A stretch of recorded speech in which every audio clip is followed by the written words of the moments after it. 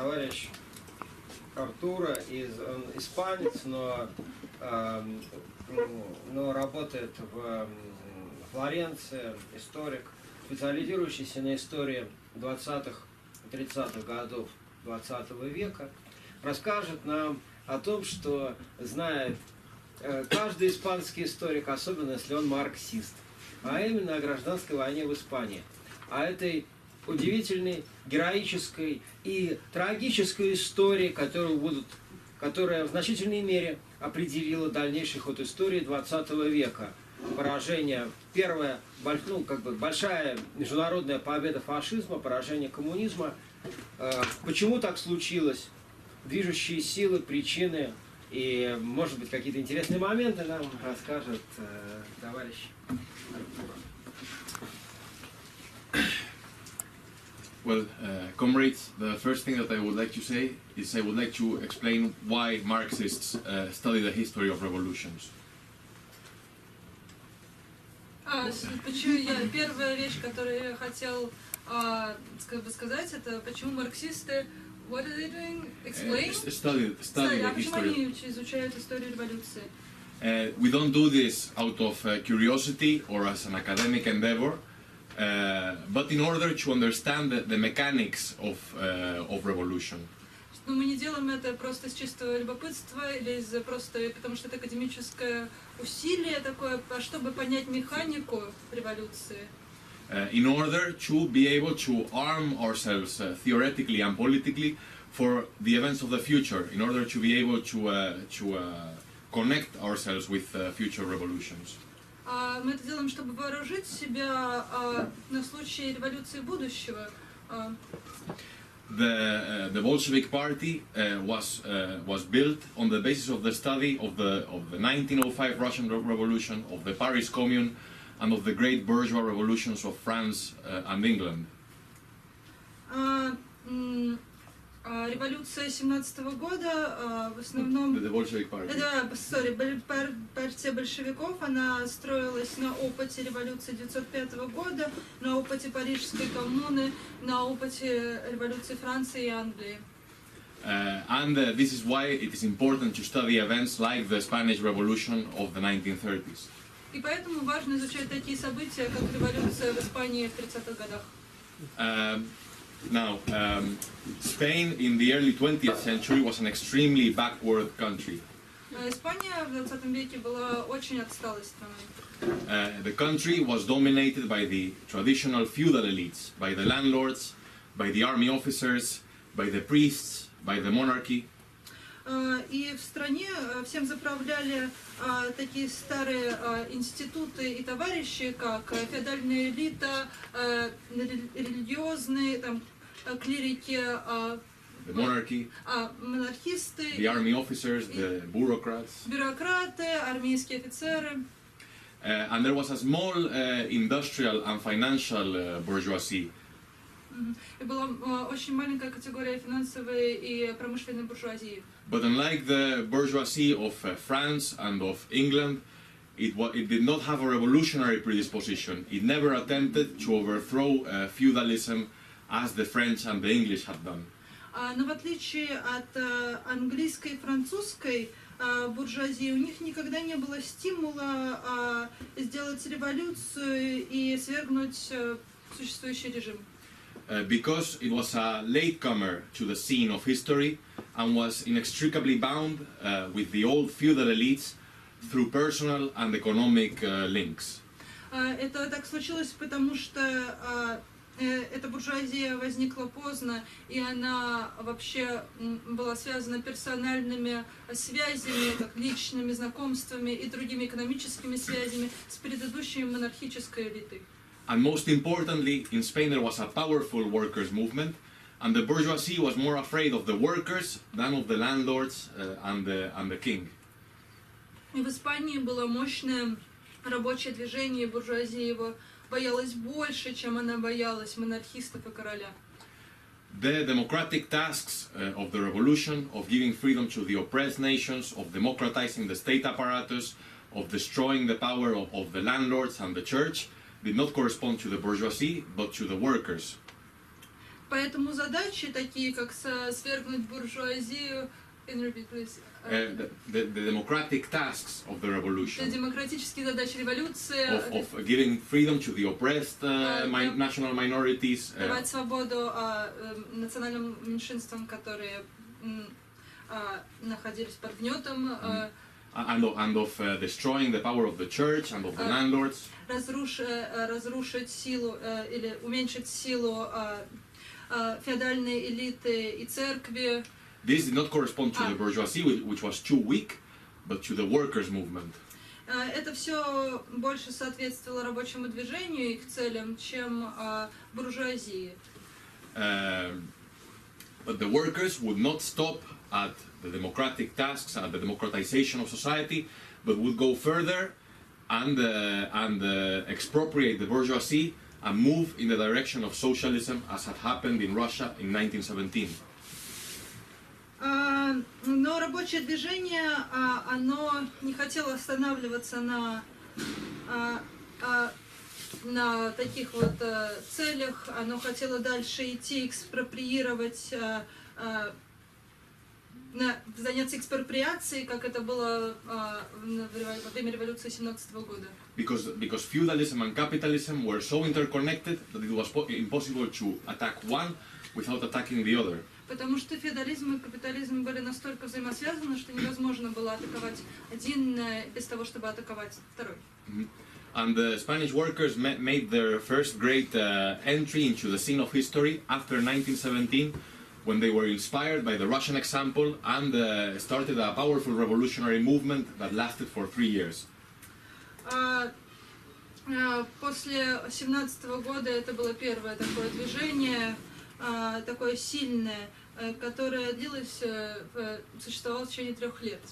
And the ruling class attempted to crush the workers through a military dictatorship, the dictatorship of Primo de Rivera, established in 1923. И, соответственно, буржуазия хотела все это рабочее движение усмирить. Смело подавить рабочее движение и установить диктатуру Прима Ривера к 23-му году. But this dictatorship was able to contain the situation for several years, but eventually by the late 1920s the workers were again on the rise with new strikes, with new protests. И вот этот режим он смог удерживать. Рабочее движение, но к концу 20-х годов были новые забастовки, новые протесты. And the dictatorship was overthrown, and in 1931 the king also had to step down, and the Second Spanish Republic was proclaimed. К 1931 году диктатура была свергнута, и король тоже должен был сдать свои регалии, и была установлена Вторая Испанская республика. Now the Stalinists and the Social Democrats often say that this was a great democratic revolution and that the republic was a legitimate and genuine form of Spanish democratic government that would have to carry out reforms over several decades, and then the question of socialism would be posed. But in the distant future, a period of democratic reforms was necessary, in the opinion of the reformists and the Stalinists. Да, по мнению сталинистов и социал-демократов, это было достаточно легитимное образование, Вторая республика, которая должна была провести какие-то реформы, демократические реформы, и только в далеком будущем возможно было завести речь о строении социализма. But in my opinion, this was not really the case. The Second Republic was the bastard son of the Spanish Revolution and was a temporary creation that would eventually be torn apart by the class struggle between the workers and the bourgeois. Но, по моему мнению, это не так. Она не была легитимной, это скорее был такой незаконный сын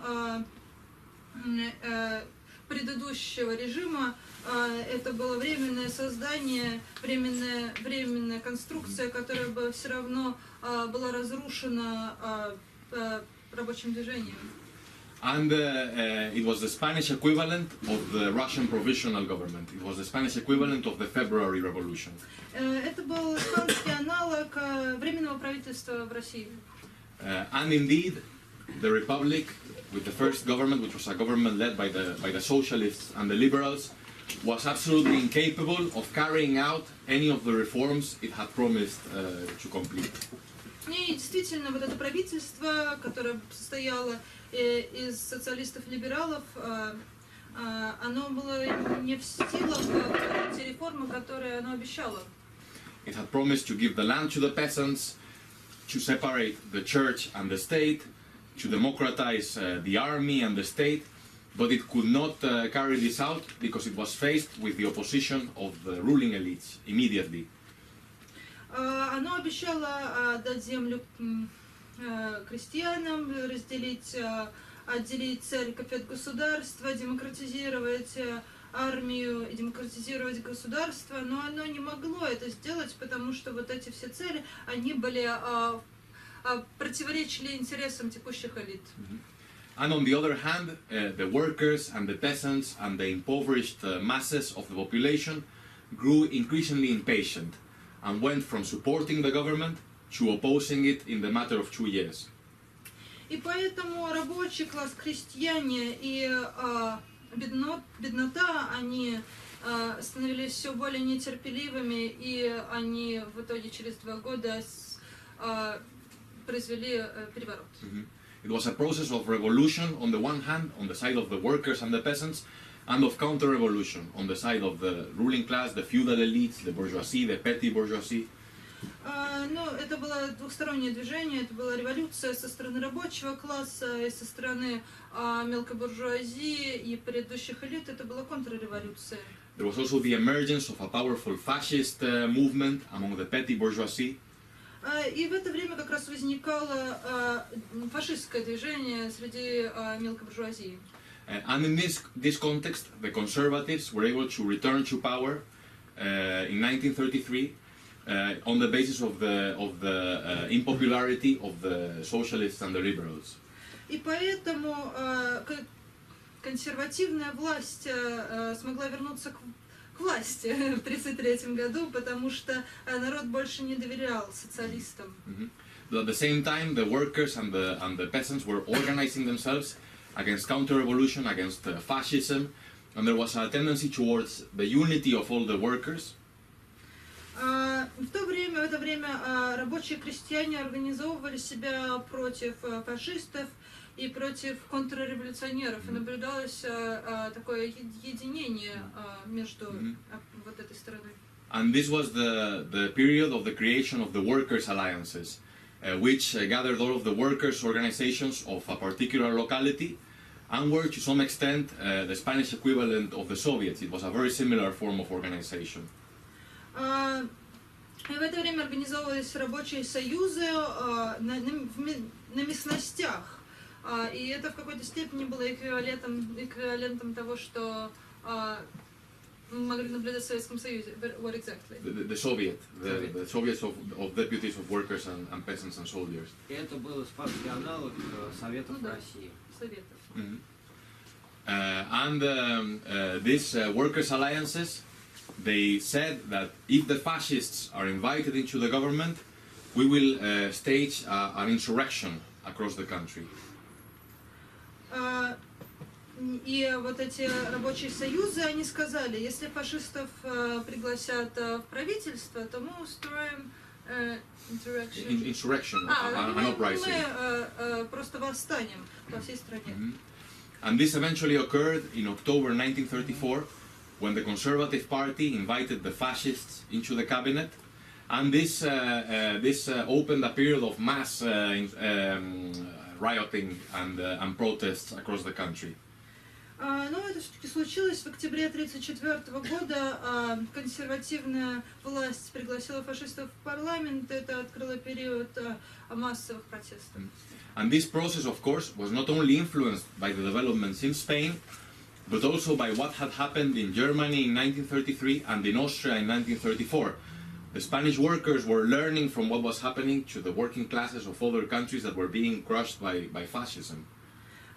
И это, конечно, все имело огромное влияние, того, что случилось в 1933 году в Германии, и в Австрии в 1934 году. И рабочий класс учился на том опыте того, как другие рабочие классы других стран подвергались влиянию фашизма. In Germany and in Austria, of course. И в Германии, и в Австрии. And this insurrection of 1934 reached its highest pitch in Asturias, in an industrial region in the north, where in fact the workers took power for 2 weeks. They held on to power.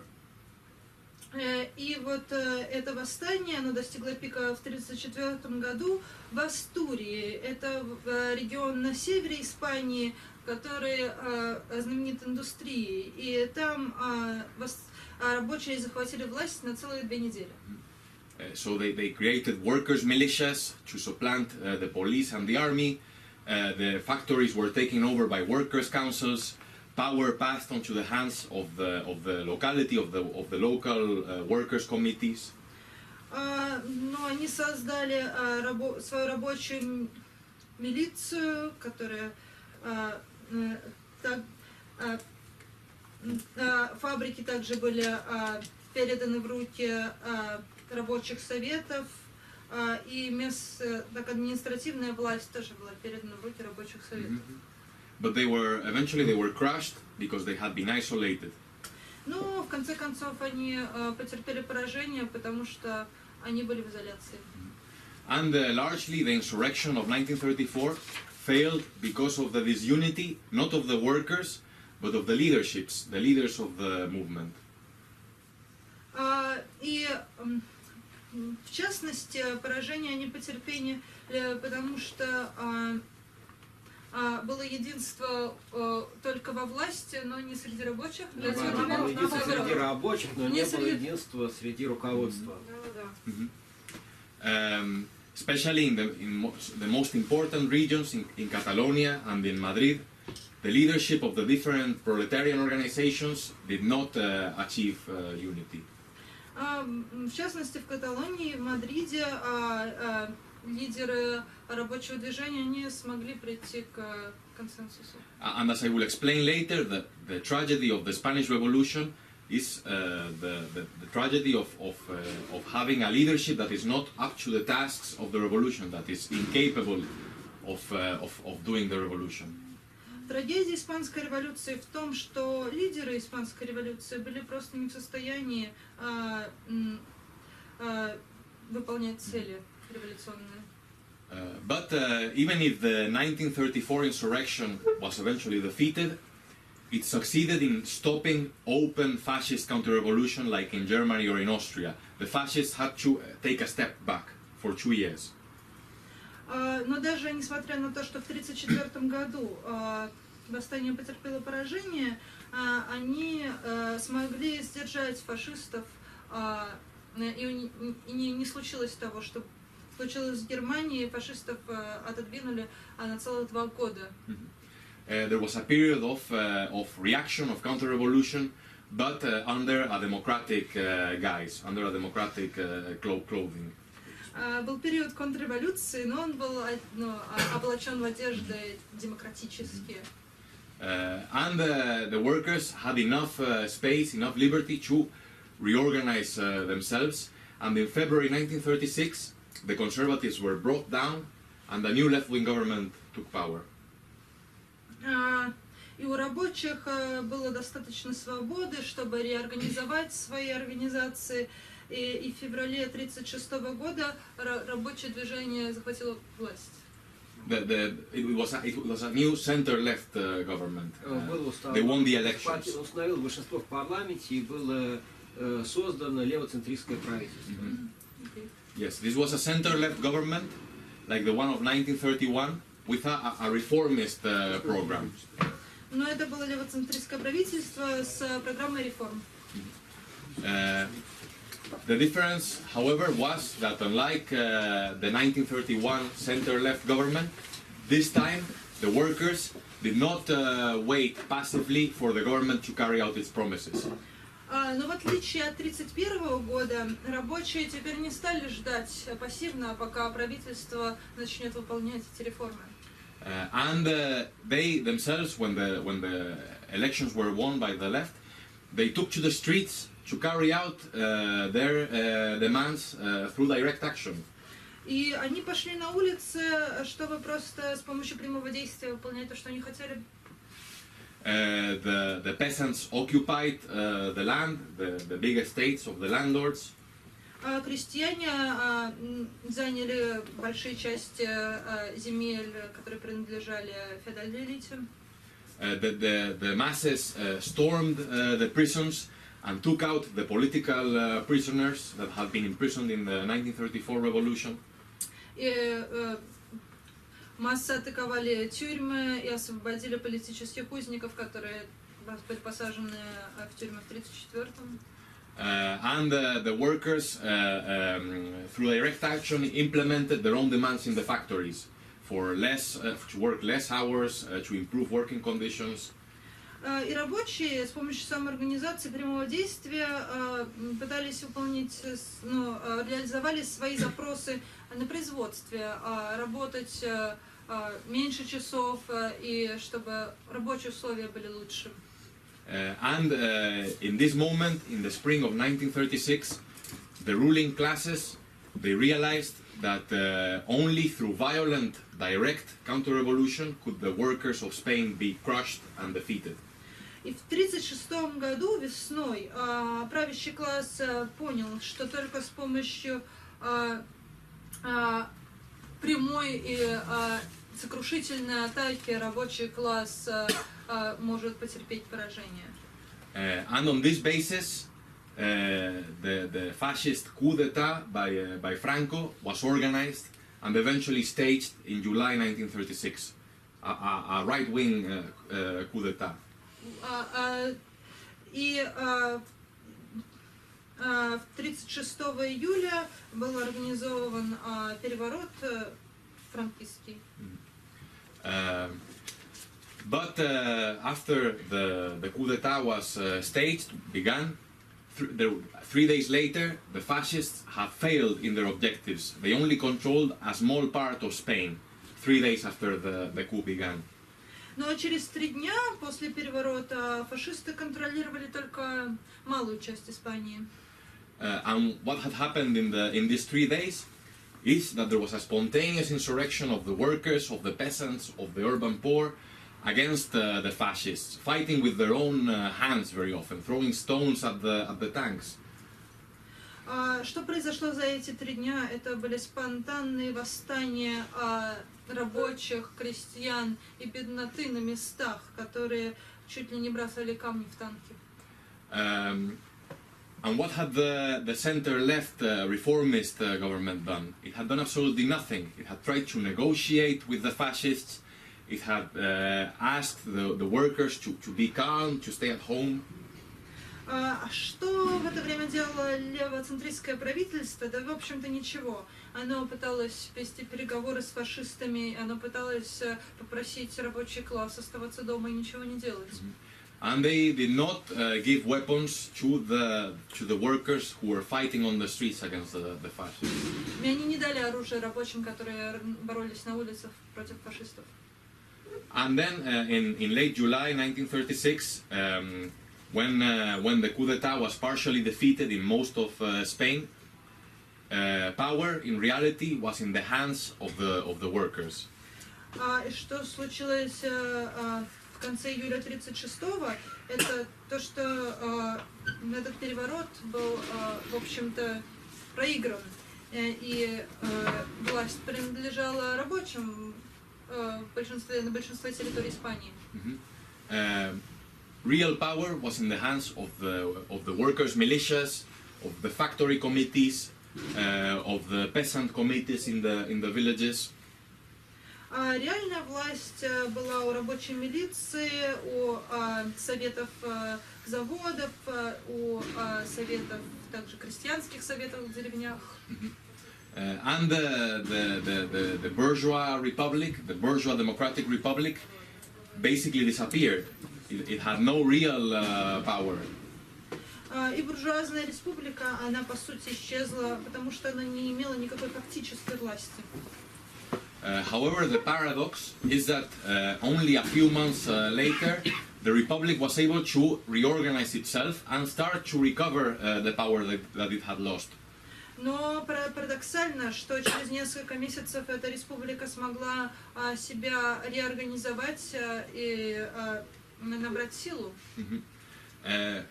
How was this possible? How did the workers go from a situation of being in power to the bourgeois republic reorganizing itself, gaining its strength?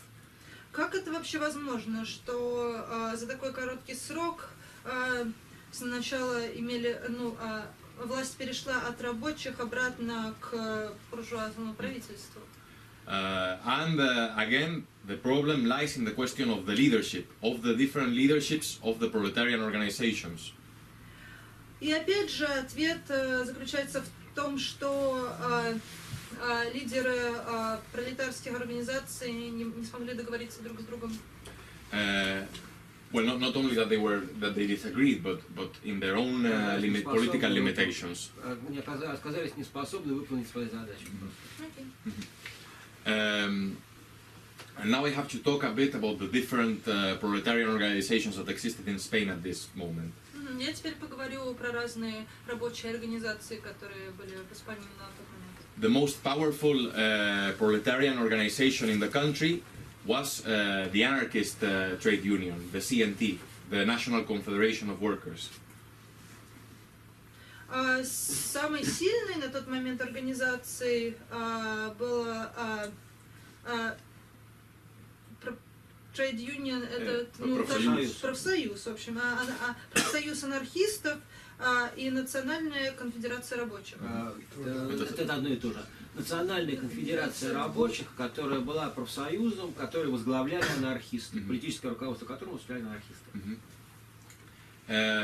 And this organization had almost 2 million members at this moment, and in July had the upper hand. It was the most influential group, and its militias controlled most of the anti-fascist territory.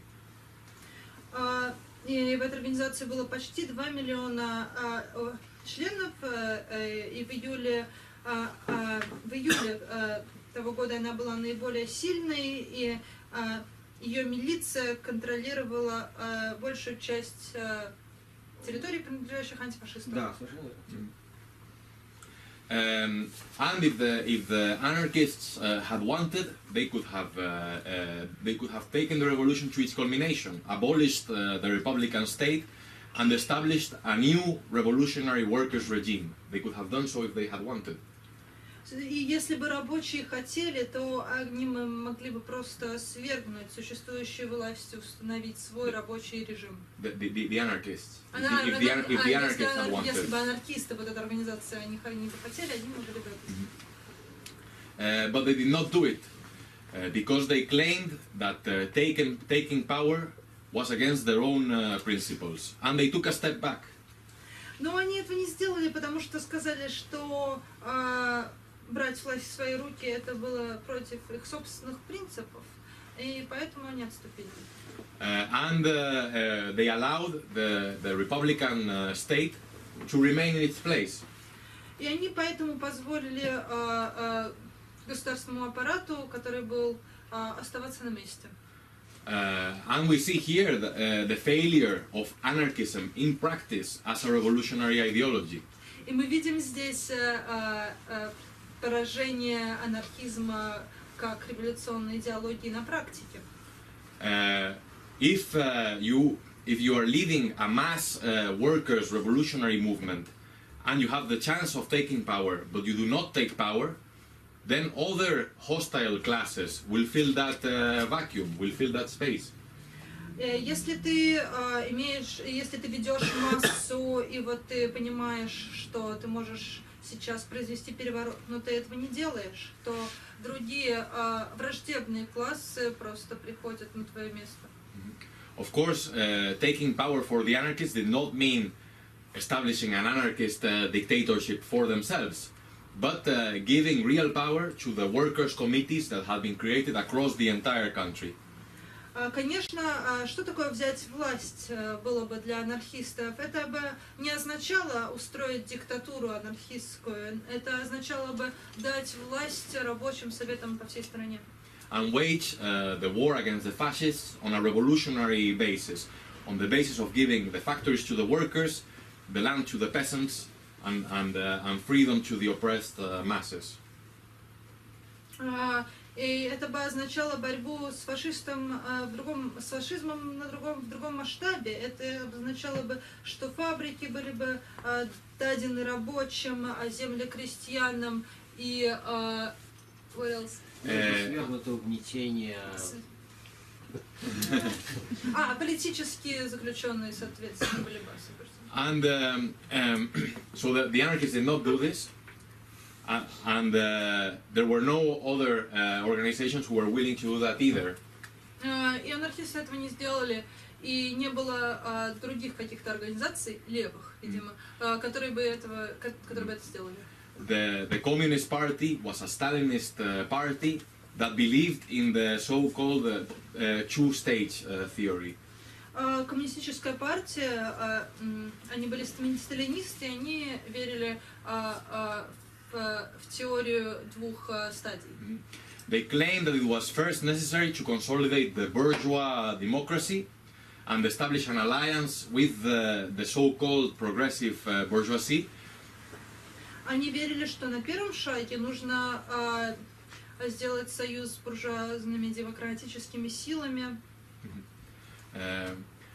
And in this, they were being guided directly from Moscow, from the Soviet government. И они в своих взглядах и в своем поведении они управлялись московским правительством удаленно. And why did Stalin pursue this political line in Spain? Why? И почему Сталин преследовал вот эту вот линию политических событий в Испании? First of all, because he feared that a healthy workers' revolution on the other side of Europe would undermine the authority of the bureaucracy in the Soviet Union. Потому что он думал, что здоровая и нормальная рабочая революция в Испании подорвет авторитет Советского Союза и власти. Of the bureaucracy. Бюрократии в Советском Союзе. And secondly, because he was trying to establish an alliance with French and British imperialism. И во-вторых, потому что он пытался построить союз с британским и французским империализмом. And in order to prove that he was a reliable ally, he had to crush the Spanish Revolution. И чтобы подтвердить, что он был надежным союзником, он должен был увериться, что с помощью него революция в Испании потерпит поражение. Он должен был сокрушить Испанскую революцию. У меня есть проблемы с этой формулировкой. So those were the Stalinists. There were also the Social Democrats, but they were a reformist party that also believed in this alliance with the progressive bourgeoisie. Была еще партия социалистов-демократов, которые они тоже были реформисты, и они тоже верили, что необходим союз с буржуазией в первую очередь. A powerful left-wing tendency had developed within the Social Democratic Party. Тем не менее, сильная левая тенденция развилась внутри этой партии. But in the decisive moments, it wavered. It did not take a decisive, ambitious position. Но в решающий момент они сдулись, они просто не заняли ту позицию власти. And finally, there was another left-wing workers' party, which was the ПОУМ, the party of Marxist unity. И была еще одна левая партия, ПОУМ, партия Марксистского союза. And they were an anti-Stalinist party. И они были антисталинистами. And they, nominally speaking, more or less, they stood on a correct revolutionary position. И они, по идее, стояли на очень правильной революционной позиции. But in practice, they were too afraid of taking this into practice and of breaking with the anarchists in particular. Но они очень боялись реализовать свои взгляды на практике, они боялись порвать сотрудничество с анархистами. They claimed that without the support of the mass organization of the anarchists, we are not strong enough to carry out our revolutionary line.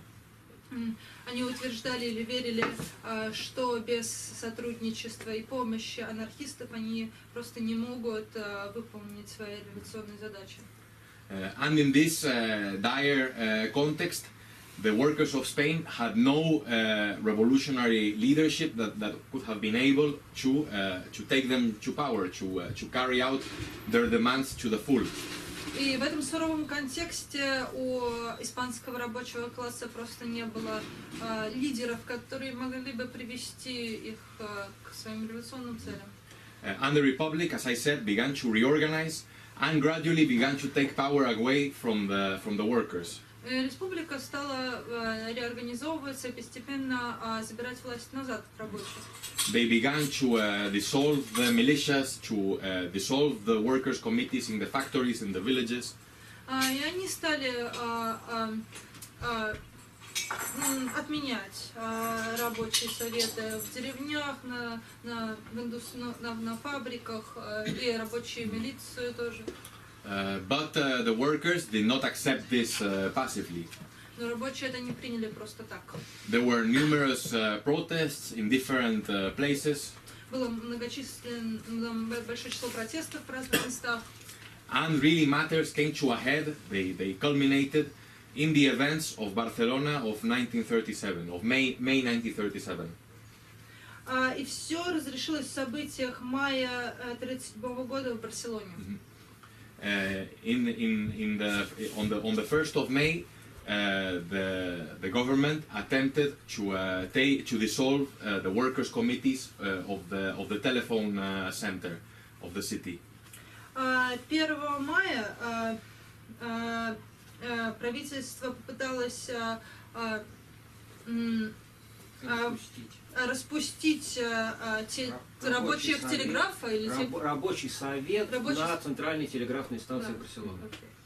And this provoked a mass insurrection of the entire working class of Barcelona. И это спровоцировало массовые протесты всего рабочего класса в Барселоне. And after 2 days, almost the entire city was controlled by the workers. Only a small strip of land in the city center was still in the hands of the government. И после 2 дней рабочий класс контролировал почти весь город. Только маленькая полоса в центре города принадлежала правительству. And very quickly the insurrection began to spread to other towns in Catalonia. И очень быстро протест начал распространяться на другие города Каталонии. But again, we see the tragedy of the leadership. Но опять трагедия руководства, да. Neither the anarchists nor the ПОУМ, the anti-Stalinists, were able to meet the expectations of the workers. Ни анархисты, ни антисталинисты не могли выполнить требования рабочих. ПОУМ, она же партия марксистского единства. Партия марксистского единства. And the leaders of the anarchist organization, they rushed to Barcelona and asked the workers in the barricades to step down and listen to the government. И анархисты, они, значит, пришли в Барселону и сказали рабочим: а давайте-ка вы положите оружие и будете слушаться правительства. And I forgot to mention that a bit earlier, the anarchists had entered the government with 4 ministers. It's a crazy thing. 4 anarchist ministers in a bourgeois government. И ранее, на самом деле, анархисты были включены в правительство, 4 министра были анархистами. Это вообще какая-то очень безумная вещь, анархисты в правительстве. And these ministers, these anarchist ministers, ran to Barcelona to ask the workers to leave the barricades. И эти 4 министра поехали в Барселону просить рабочий класс, чтобы покинуть баррикады. And the leaders of the POUM, they also asked for the same thing. Лидеры партии марксистского единства требовали того же. They did say, we are in favor of workers' power and of waging a revolutionary war, but without the anarchists, we cannot do it on our own. We are too small. И они говорили, мы, конечно, симпатизируем рабочему движению, рабочему классу и рабочей революции, но без поддержки анархистов мы слишком маленькие, мы не сможем. And this generated a lot of demoralization amongst the workers that had risen up. И это спровоцировало разочарование среди рабочего класса, который поднялся, и вот на пике подъема ему говорят: вы, пожалуйста, сложите оружие. And gradually the workers began to leave the barricades. And the insurrection was defeated because it had no leadership. И постепенно рабочие начали покидать баррикады, и восстание потерпело поражение, потому что не было руководства. And I would like to say that there were 2 organizations that did it during the May events, during the May insurrection. They were in favor of workers' power. They were in favor of doing away with the bourgeois republic and establishing a new revolutionary regime.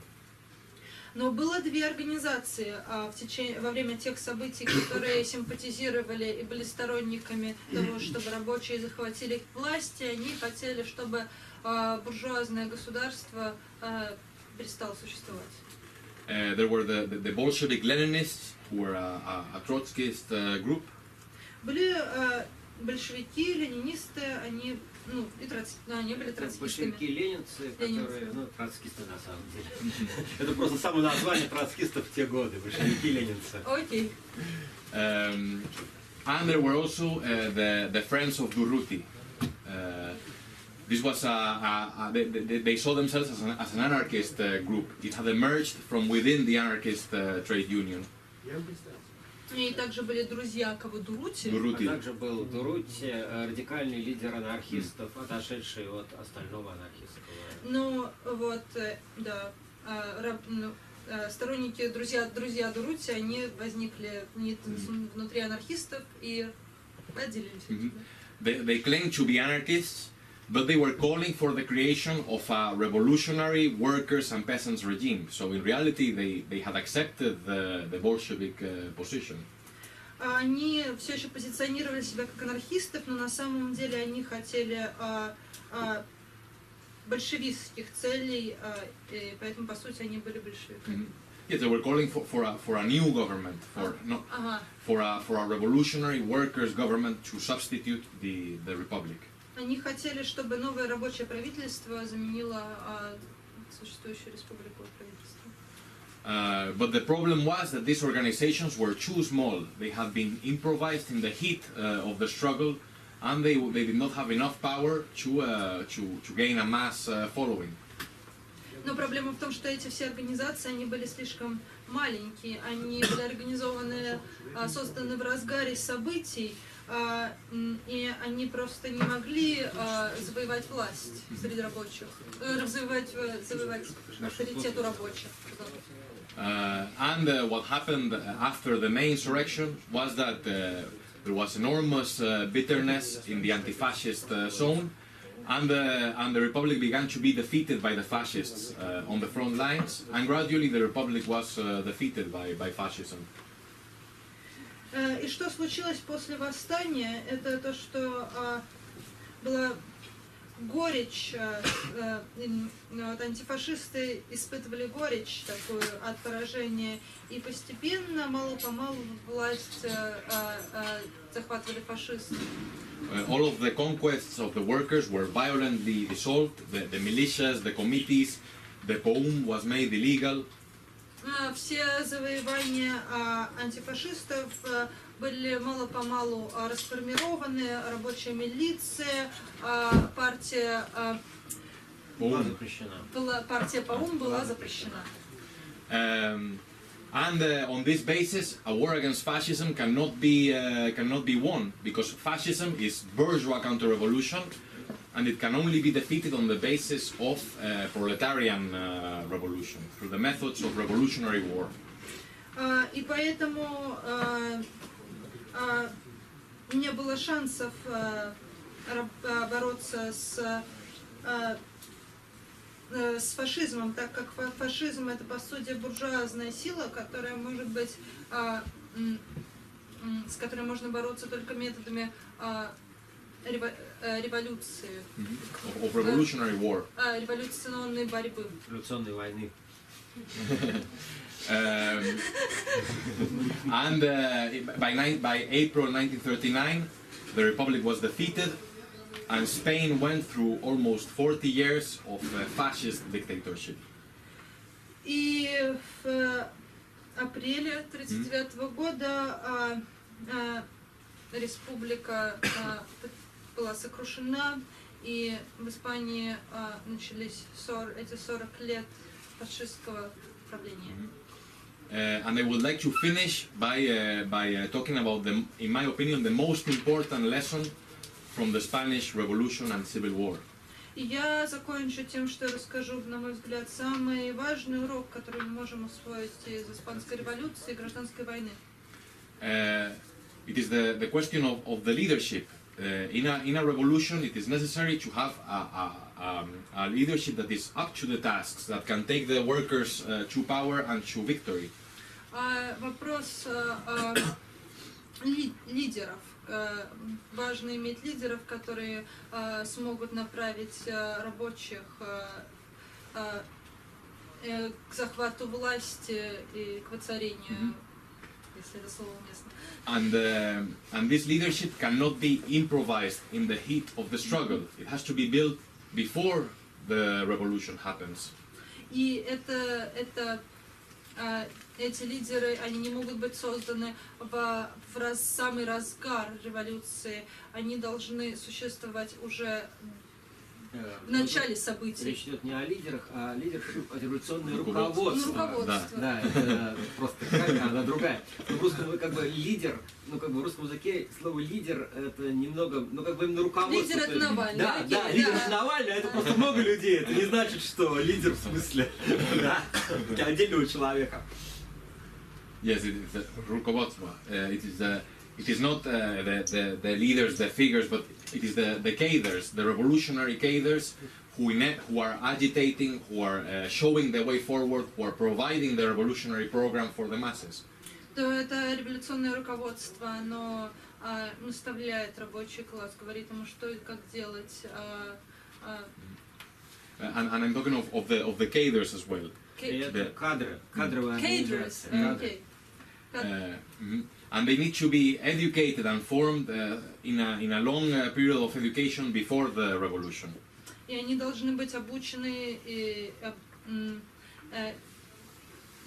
гораздо раньше, чем революция сама начнется. And I would like to finish by saying that this is what us, the comrades of the International Marxist Tendency, are trying to do, not only in Russia, but in all over the world.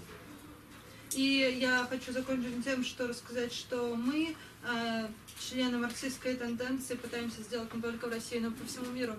To build a powerful revolutionary organization with educated cadres who are capable of doing the socialist revolution, of destroying capitalism, and of paving the way for workers' power. Построить такую организацию, которая образовывала бы кадры, которые бы могли потом сделать революцию. Я закончил. Это делал уже Владимир Ильич Ленин. Было такое. Почему надо что-то новое изобретать? Ленин, чтобы вам не понравился? Думаешь, большевики Ленин, конечно, понравился. Спасибо большое. Это был очень интересный доклад. И, может быть, кто-то хочет задать какие-то вопросы докладчику? Противодействовала ли как-нибудь Англия и Франция поддержке революционных сил в самый разгар революции? Противодействовала ли Англия и Франция революционным? Ну, поддержке интернационалистов. What were they? What? Sorry. Counteracting. Yeah, against the revolution in Spain. Well, yeah, I mean, yes. The line of the Stalinists was we cannot do the revolution, so we can get support from France and Britain. But they never supported the Republic. They never gave a single weapon. Ну вот линия сталинистов была такая, что им нужно было добиться сотрудничества. Question is about a line of England and French position England and French against Republic. Но они, да, он не сказал, что они не давали просто никакого оружия. Ну вот так. Не то, что были. It's not that they were against, but they didn't give weapons. Англия, Франция занимала позицию нейтралитета и препятствовала вооружению революции. So I mean the tragedy is that the Social Democrats and the Stalinists and the Reformists, they said that we cannot do the revolution and we will get weapons from Britain and France. But this never happened. They did not do the revolution and they did not get the weapons. Трагедия социал-демократов, сталинистов и реформистов это в том, что они сказали, что мы сейчас будем сотрудничать с Англией и Францией, они нам дадут оружие. На самом деле этого не случилось, оружие не дали, и революция тоже, так себе. Да, лучше человек Моделировать вообще? Я моделирую. И, наверное, вопрос один. Вы не сказали ничего про то, как национальные меньшинства участвовали в революции, то есть там правительство басков.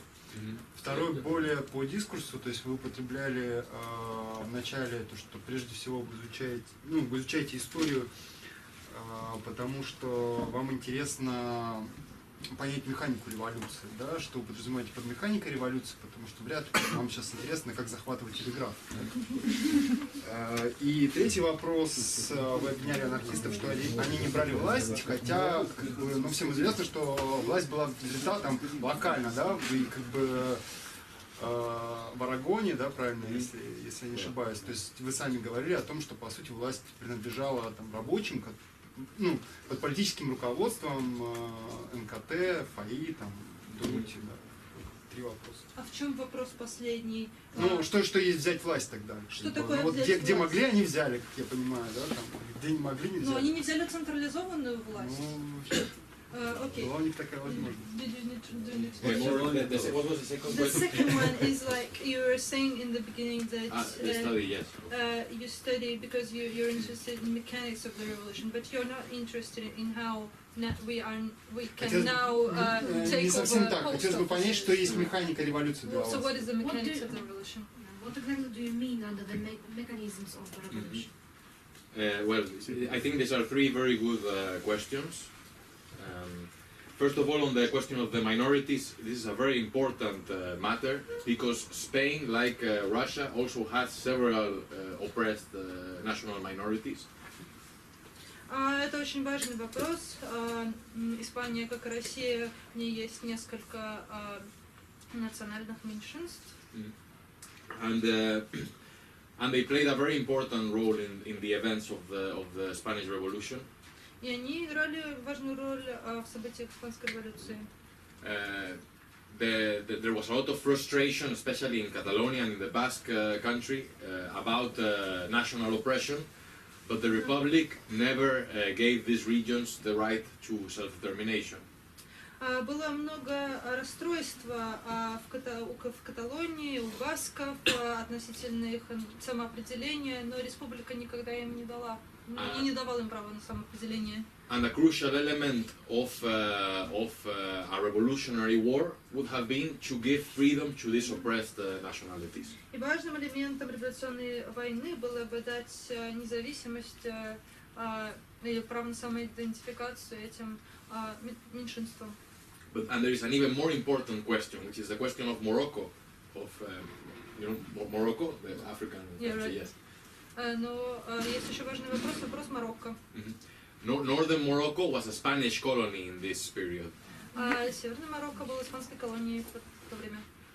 And the local population that had staged numerous rebellions, and there were powerful guerrilla movements against the colonizers. И там были сильнейшие восстания против колонизаторов. And the interesting thing is that Franco's coup d'etat was organized and began in Morocco amongst the Spanish troops in northern Morocco. И интересно, что переворот франкистский начался в северном Марокко среди the Spanish troops there. Среди испанских войск. Войск, которые подавляли. And many of Franco's soldiers were Arab mercenaries. И много из франкистских солдатов, они были Этнические марокканцы, коллаборационисты. And of course, any revolutionary government would have immediately directed its agitation over the Moroccan question, promising independence and freedom for the Moroccan people. Любое революционное правительство, конечно, бы первым делом стало решать вот вопрос марокканцев, оно бы дало им свободу. They would have printed leaflets in Arabic and thrown them to the enemy lines. Они должны были напечатать листовки на арабском и разбрасывать их на территориях. And in fact, Abdelkrim, the leader of the Moroccan nationalists, went to the leaders of the republic and said, "We will organize an insurrection in Morocco if you give us the weapons and the support." И Абдель-Крим, лидер националистов Марокко, пошел к республиканцам испанским и сказал: если вы дадите нам оружие, мы организуем переворот. Ну, восстание. Ну, восстание. And the republic said no, and they did nothing in this respect. Республика сказала нет, ничего не сделала. Республиканское правительство отказало ему, потому что правительство республики выступало против самоопределения Марокко, против освобождения колоний, на самом деле. Yes, especially because southern Morocco was a French colony, and of course a revolutionary movement for independence in Spanish Morocco would have had a big impact in French Morocco and would have been a blow against French imperialism.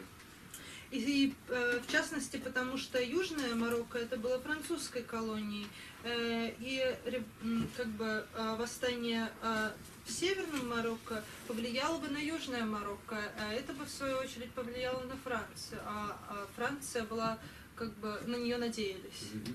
And of course, this wasn't against the line of the Republic, of the Stalinists, who wanted to build a connection with French and British imperialism.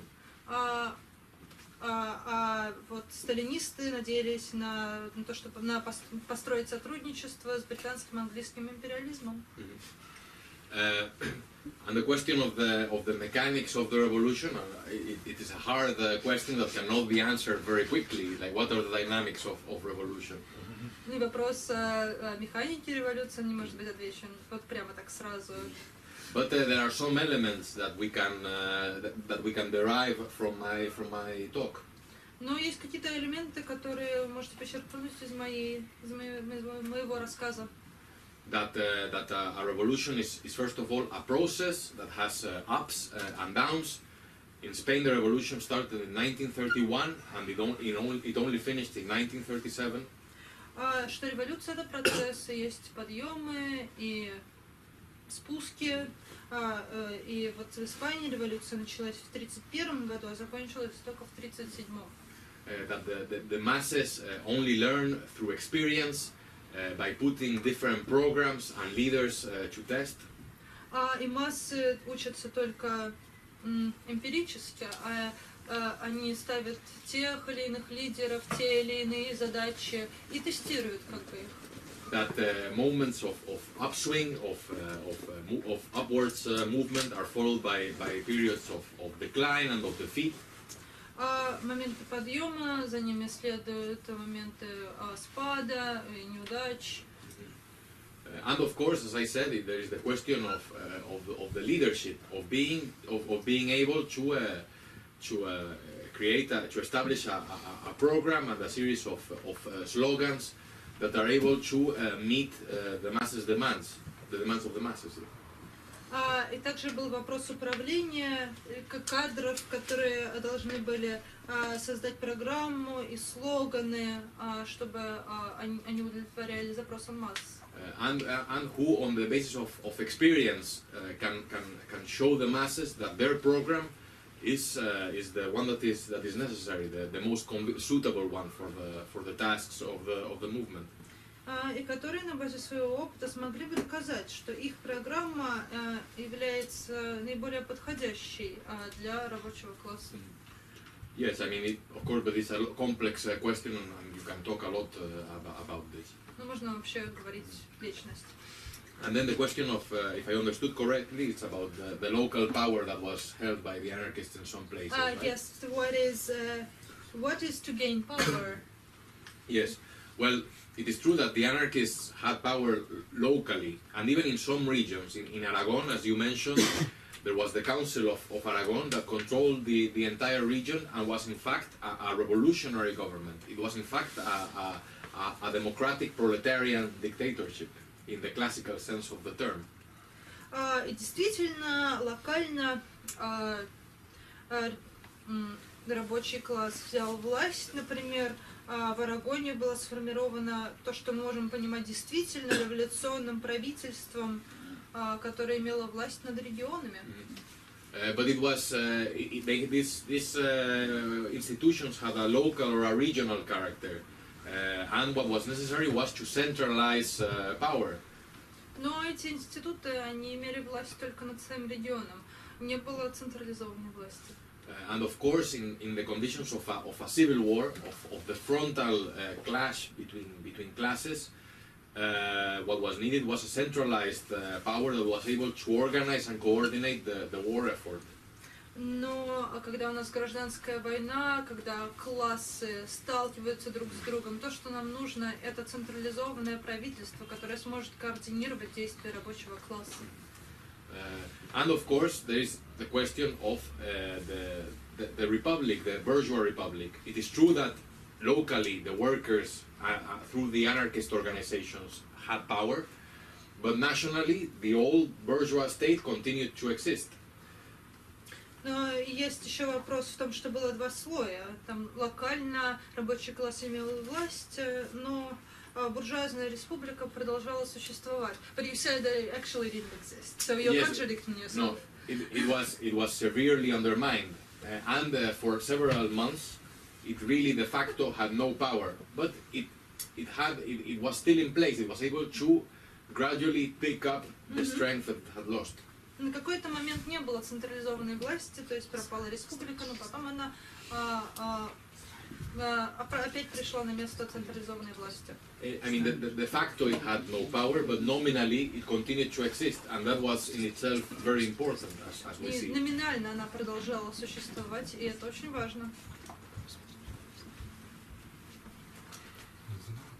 Леша? I have three questions to you. First of them is about the Basque nationalist movement. There is a popular hypothesis in Russian and foreign historians that the genesis of Basque nationalist organization lies from the Bosconics anarchists party, and the anarchists had the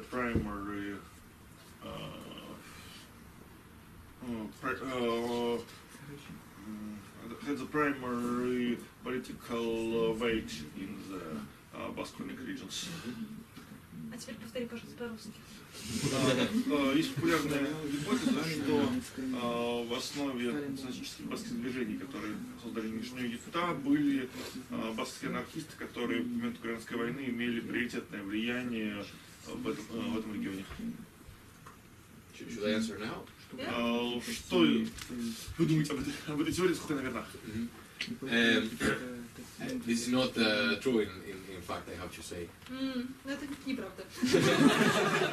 Because the ETA, which is maybe many of you probably know it, is a nationalist terrorist group created in the 1960s. Многие из вас, наверное, знают, что такое ЭТА. Это группа националистов-террористов, которая была создана в 1960-х годах. This was created as a left-wing split from the Basque Nationalist Party, which is a right-wing conservative nationalist party. Это разве не национально-освободительное движение басков? Это смотря с какой стороны посмотреть. Ну вот с этой стороны, вот со стороны книжного магазина Фаренгейт. Это просто группа людей, которые были более левые, чем националистская партия, от которой они отделились. Это возникло в 60-е годы как левый откол от правоконсервативной национальной Basque Nationalist Party. Баскской националистической партии. То есть это был левый откол от правой партии. Ну вот генезис. Because in the 1960s it was a period of radicalization, and even in this bourgeois conservative party, the youth wing was moving to the left, and they were moving so much to the left that they eventually took up arms and created a left-wing nationalist terrorist organization. В 1960-х был период радикализации, даже в консервативной партии молодежь все больше склонялась к левым идеям, так что они даже взяли оружие и стали террористами. So they had no connections with the anarchists, as far as I know, at least. Не было вообще никакой связи с анархистами, теми, насколько я знаю, The second question is about the popular in Russian and in Western historiography theory about the centralized plot of the Frankists, and about the popular legend that the Frankist riot begins from the radio translations with the words about the Spain is the good weather. На всей Испании хорошая погода. Безоблачное небо есть. Насколько это легенда, насколько... Можешь перевести весь вопрос, пожалуйста? Что думают испанские историки по поводу легенды о централизованном заговоре франкистов и позывном «На всей Испании безоблачное небо», с которого якобы начались выступления фашистов в различных регионах Испании, и которые подтверждаются в основном советской и западной историографии, и вроде как не испанные лишних. This is true, yes, I think. Yeah, this began with this. Это правда, что революция началась с этого оповещения радио. Революция, пардон. Да. And the third question is, what do you think about the critical words from the Trotsky to the POUM organization? The Trotsky in the 1940 year calls the POUM organization the break of revolution. Что вы думаете про критику Троцкого в адрес ПОУМ и того, что Троцкий открытие в тексте 40-го года назвал ПОУМ тормозом революции? I think this is a very good question, and I think they did behave as a break to the revolution. Хороший вопрос. Действительно, мне кажется, они вели себя как тормоза революции. And even if verbally they posed as revolutionaries, in practice they did nothing to carry this out. They asked the workers in the barricades in May to step down. They did not act as revolutionaries. А на словах они были революционерами, а на действии непонятно кем, потому что в мае они попросили революционных рабочих положить оружие. And they were afraid that they were too small, that on their own they could not follow a revolutionary line consistently. Они боялись, что они слишком маленькие, не смогут следовать состоятельной революционной линии. But in reality, they were quite an influential party. They had 60,000 members at this point and 10,000 militiamen. They had their own battalion. Но в реальности они были достаточно сильными. У них было 60 тысяч членов и 10 тысяч ополчения. And in relative terms, they were much stronger than the Bolsheviks in February 1917. И вообще-то они были гораздо сильнее, чем...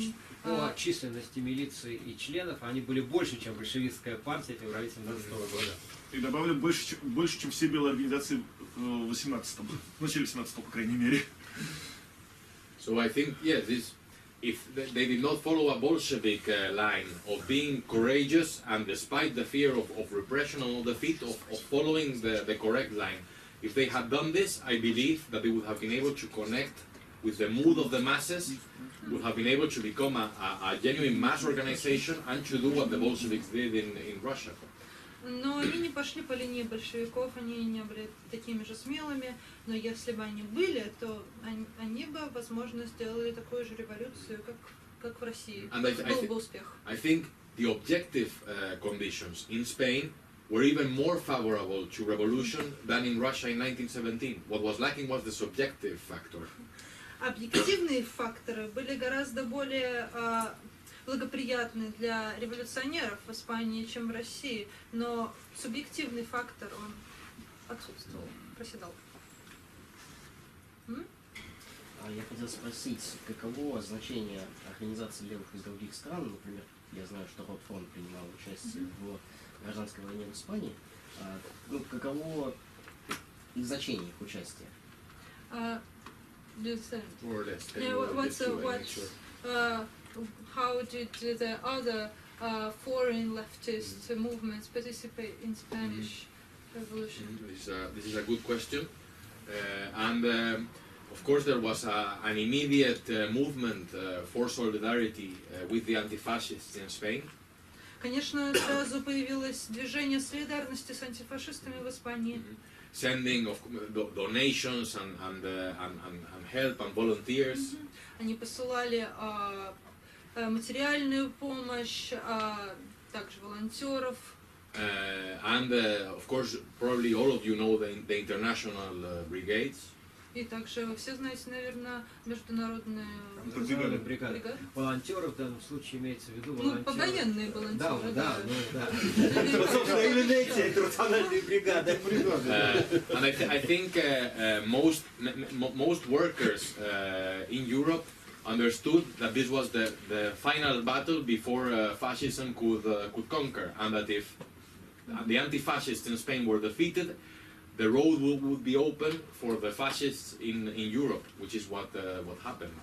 И, наверное, я думаю, большинство рабочих в Европе понимали, что это финальная битва с фашистами, и если она будет проиграна, то пространство будет открыто для фашистов. And this is why there was this movement of internationalist solidarity, and the international brigades fought incredibly courageously. И поэтому было такое интернациональное движение поддержки, интернациональные бригады воевали очень храбро.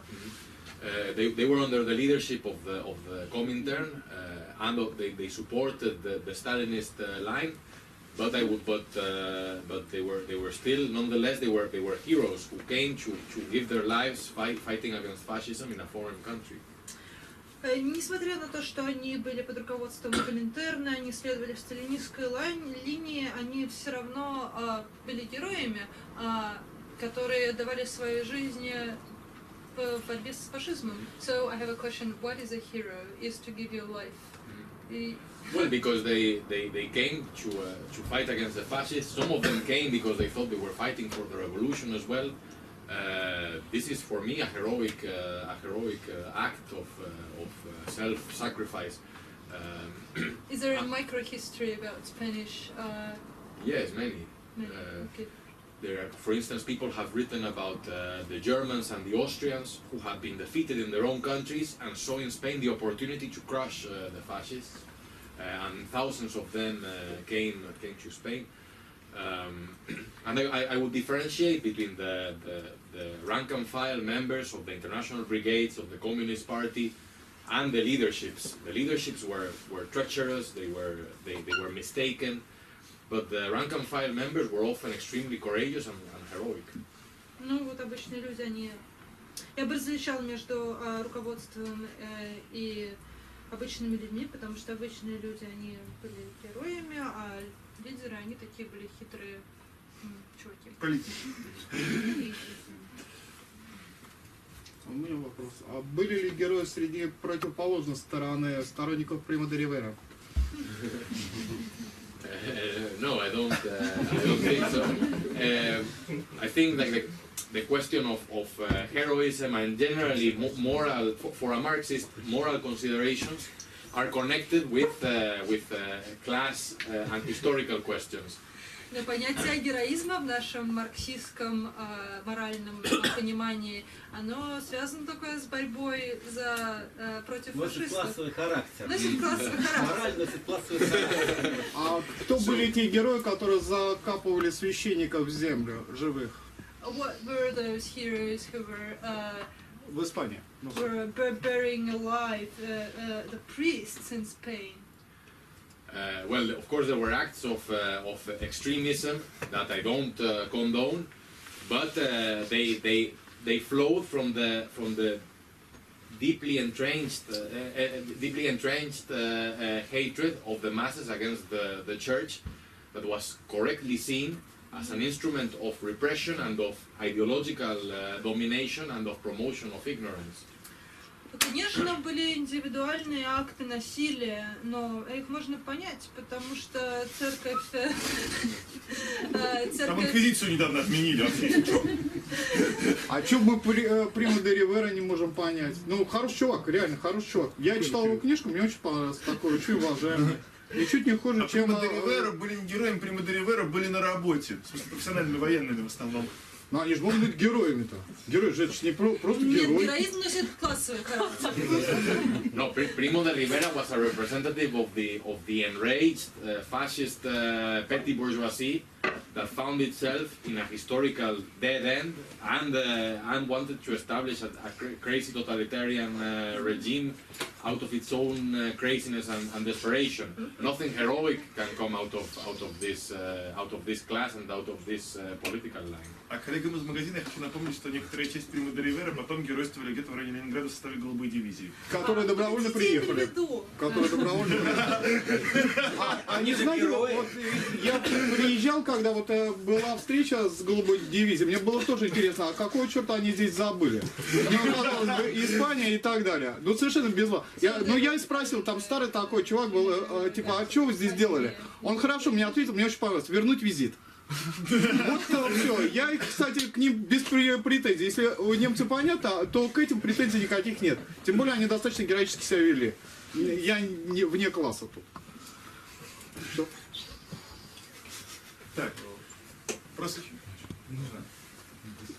На ваш субъективный марксистский взгляд, почему революции, подобные тому, что произошли в России и Испании, происходят в настолько отсталых, даже с капиталистической точки зрения, странах? Почему не в Англии или в США, или даже в той же Франции? Why did the revolution not happen? It happened in backward countries, right? Right. Mm-hmm. Well, it's subjective. These were the weakest links in the capitalist chain, and it is understandable that the system broke in these countries. Ну, это были просто слабые звенья в капиталистической цепи. В них капитализм так себе работал, поэтому ему было легко сломаться. Малые страны помогут революции в больших. Yes, this is correct, and there was this was a period of revolutionary ferment in many European countries, particularly in France. That was an advanced capitalist economy. Это был просто период подъема революционных идей везде. И во Франции, например, которая была достаточно прогрессивной капиталистической экономикой обладала. And a successful revolution in Spain, I think, would have had a massive effect in France and would have favored revolutionary developments in that country. Я думаю, что если бы революция в Испании была успешной, она бы спровоцировала такую же революцию во Франции.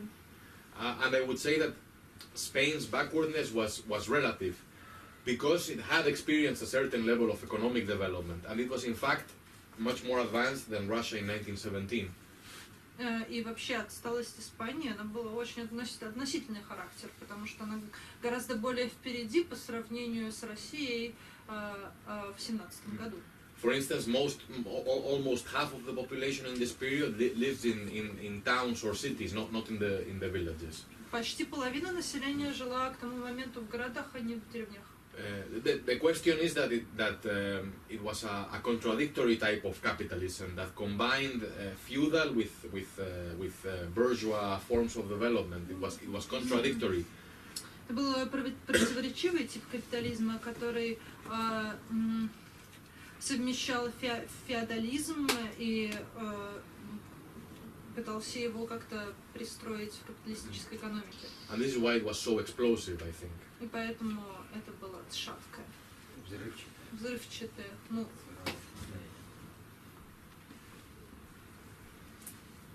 Еще? And in your opinion, the revolution movement in Italy, decade prior, the Spanish Revolution, was it defeated by the same, because of the same mistakes, because of the weak leadership and nobody wanting to take an action while there was a possibility, and so the Mussolini came to power? И как, по вашему мнению, революционное движение в Италии, которое произошло на десятилетия ранее, оно было повержено по тем же причинам, по причине недостаточно сильного руководства и недостатка желания производить решительные действия, что и привело к возвышению Муссолини? I think this is a very good question, and I think this is very true.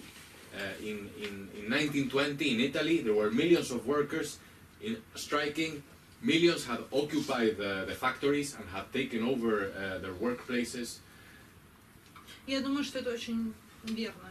В 1920-м был подъем рабочего движения, и рабочие захватывали миллионы рабочих, оккупировали заводы.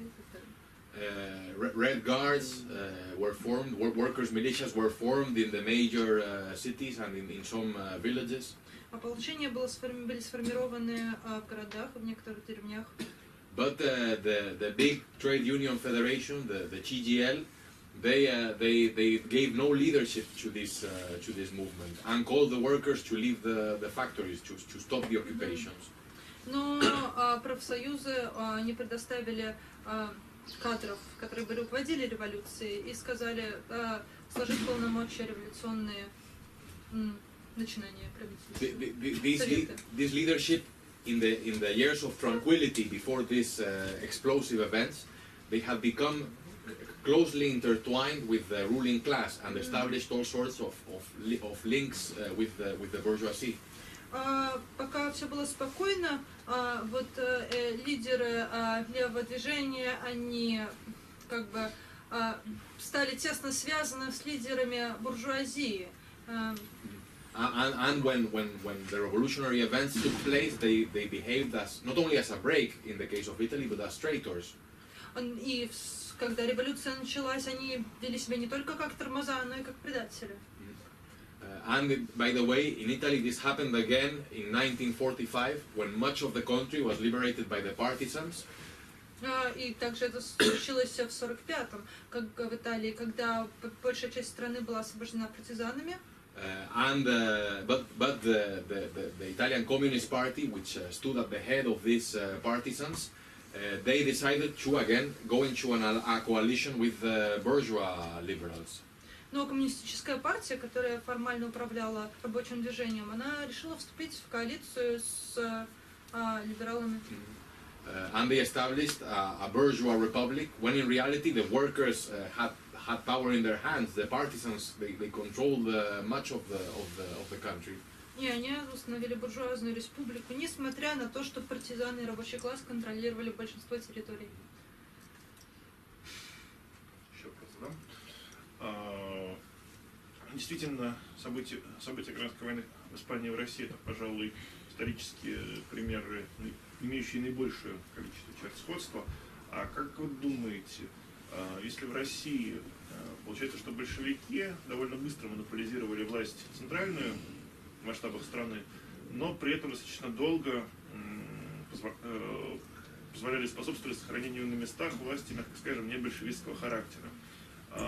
Как в этом плане, что в этом плане в Испании было сделано радикально иначе и не так? So, it's true that Russian and Spanish examples are quite similar, but in Russia it's known that Bolsheviks took over the centralized power, and often they left the local power to the powers which were not Bolshevik in the essence. And what went wrong in Spain? Why it was different from that scenario? Well, I think something similar might have happened in Spain, but the difference is that the anarchists, they enjoyed hegemony in much of the anti-fascist zone. That had the anarchist organization given this order to take over power, basically, like they would have had a mass following, because they had almost 2 million members all across the anti-fascist zone. So they were already hegemonic. Проблема в том, что анархисты, у них уже была гегемония, в то время как у большевиков ее не было, им нужно было ее добиться.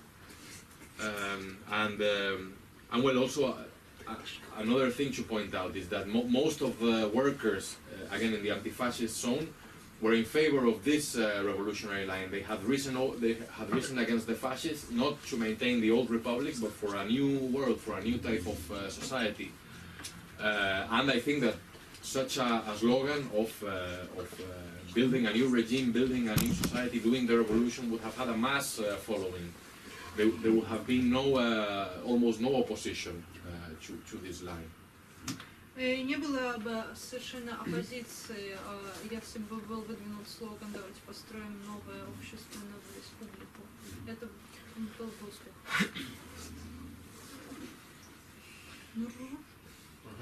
Можно вопрос, наверное, заключительный будет.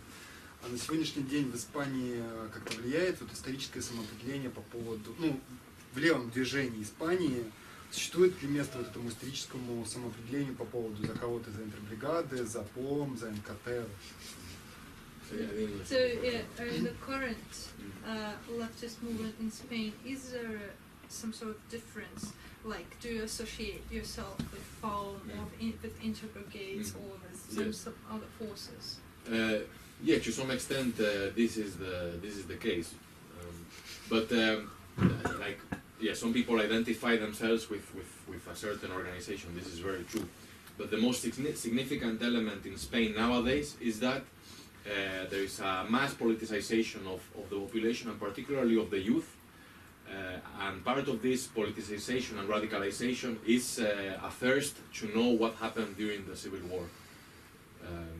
And an identification with the anti-fascist struggle. Ага, конечно, есть такая идентификация с разными политическими силами во время гражданской войны, но важнее заметить, что сейчас мы видим массовую политизацию молодежи, и это связано с тем, что они хотят выяснить, что же на самом деле случилось в то время, и они ассоциируют себя как раз с антифашистами. There is still, of course, I mean, certain confusion and not that much, in fact, is known amongst the general population about what really happened. But there is a process of studying these events, of becoming identified with them. It is part of a prolonged process of radicalization that we have been seeing for several years. Конечно, есть огромные непонятки вообще, что случилось тогда, никто ничего не знает, как бы, но и население старается повысить свою грамотность в этой области, там, знать свою историю, и мы наблюдаем в течение последних лет такую радикализацию. So I have a question. Is there a current state narrative about Spain Revolution, yes. Spanish Revolution, and are there any alternative narratives which are trying to replace it, or? Yes, very, very much so. Есть ли какие-то, вписана ли Испанская, Гражданская война, революция государством в какой-то нарратив? И есть ли альтернативные нарративы, которые пытаются вписать это все дело в другой контекст? Yes, the establishment, so to speak, says that the civil war was just a tragedy, and we have to forget it and move on. Государство говорит, что гражданская война это была большая трагедия, мы должны ее забыть и продолжать жить. But of course, young people who are becoming radicalized, they say no. We don't think that both sides were the same. We don't think that both sides were evil, and we in fact think that the struggle against fascism was a legitimate endeavor. Но молодые говорят, нет, мы не думаем, что обе стороны были злом. Мы вообще считаем, что антифашисты имели право бороться против фашистов. So I have a follow-up. You're talking about radicalization, and you're talking that it's gradual, but how can you estimate? Maybe you can give me the percentage of young youth who is becoming radicalized. Какой процент вообще молодежи, можно сказать, что они сейчас левые или более-менее придерживаются таких взглядов? Well, we have. It is difficult to provide figures, but we have seen millions of people demonstrating since 2011. In 2013, according to the official statistics, 25% of the population participated in some form of protest, which is a massive amount. Сложно вообще оценивать, но были большие протесты в 2011 году, и по оценкам what estimations? Which estimations? State statistics. Окей, согласно государственной статистике, в 2013 году в протестах участвовали тем или иным образом 25% от всего населения Испании. And out of this percentage, of course, a large proportion is formed by young people who are the most combative and the most radicalized, of course. И среди этих 20%, конечно, большое число молодежи, которые наиболее радикальны и хотят бороться. And of course, there is also the fact of the emergence of Podemos, a radical left-wing party that emerged out of nowhere and went from nothing to winning almost 25% of the vote in 2 years. And most of its voters are young people. И также влияет то, что недавно возникла партия Podemos, которая завоевала практически за очень короткое время почти 25% всех голосов. And most of the voters are young. I mean, it is большинство most голосующих influential это amongst the молодые люди. youth. So these, I think, are elements that provide an image of the actual process of radicalization. Это примерно такой образ. Представьте себе образ радикализации страны.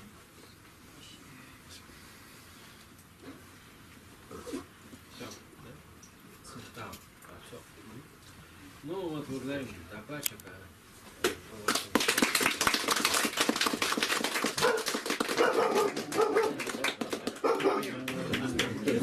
Многие тоже благодарят докладчика.